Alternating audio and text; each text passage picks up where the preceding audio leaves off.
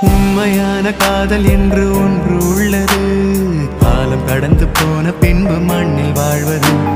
காலம் எந்த கைப்பிடிக்குள் மாட்டிக்கொண்டது. காதல் என்னை விட்டு விட்டு எங்கு சென்றது? கடவுள் வந்து பூமி மீது வாழும் போதிலும் காதல் தோல்வியாகும் போது சாக தோன்றிடும். காதலின்றி பூமி மீது வாழ நேர்ந்திடும். கொஞ்ச நேரம் கூட நரகம் போல மாறிடும்.